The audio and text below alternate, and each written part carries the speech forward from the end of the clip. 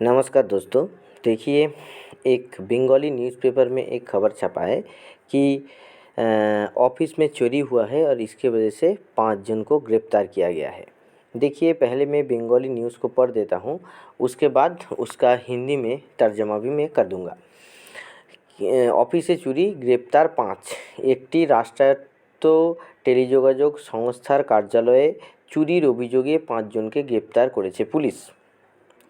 ধৃতরা হলেন মুকেশ কুমার, ফিরোজ শেখ, সৈয়দ খালিদ আজম, সৈয়দ নূর আলম, শেখ শহীদুল্লাহ। শনিবার তাদের কালনা আদালতে তোলা হলে মুকেশ ও খালিদের 4 দিন পুলিশ হেফাজতে রাখার নির্দেশ করা হয় এবং পুলিশ জানায় শুক্রবার তাদের কাছে খবর আসে যে কালনা 2 নম্বর ব্লকের বাদলা এলাকায় এক টেলিযোগাযোগ সংস্থার কার্যালয়ে থেকে বেশ কিছু মালপত্র গাড়িতে করে সরানো হচ্ছে। সন্দেহ হওয়ায় পুলিশ দ্রুত ঘটনাস্থলে গিয়ে কিছু সামগ্রী আটক করে এবং 5 জনকে ধরে। ধৃতদের মধ্যে বিহারের বাসিন্দা মুকেশ সংস্থারই আধিকারিক আর দুর্গাপুরের বাসিন্দা খালিদ লেবার কন্ট্রাক্টর। ধৃতদের আইনজীবী এদিন আদালতে জানান, টেলিযোগাযোগ সংস্থার কর্তৃপক্ষ কোনো অভিযোগ দায়ের করেননি, পুলিশ স্বতঃপ্রণোদিত মামলা করেছে। তার দাবি, আসলে সংস্থার এক কার্যালয় থেকে অন্য কার্যালয়ে মালপত্র স্থানান্তর করা হচ্ছিল, তবে এ সংক্রান্ত কোনো নথি দেখাতে পারেননি তিনি।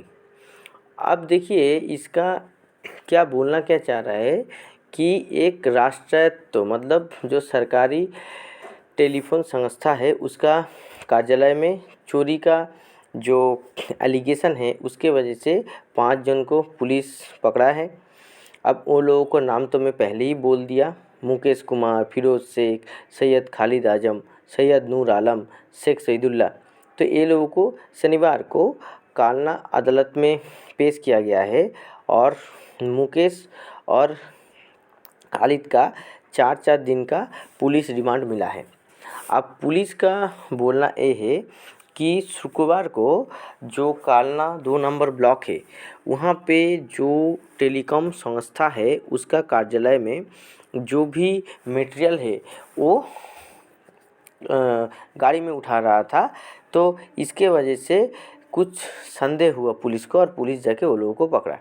अब इनमें से जो मुकेश है वो मुकेश वही संस्था का आधिकारिक है।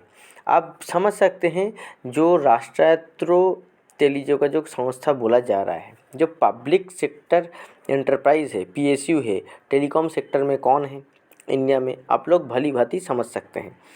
अब देखिए, ये जो दुर्गापुर का बासिंदा खालिद भी लेबर कॉन्ट्रैक्टर है, तो ये लोग बोला है कि जो टेलीकॉम संस्था है उसने कुछ एलिगेशन नहीं किया है, उसने कुछ एफआईआर नहीं किया है।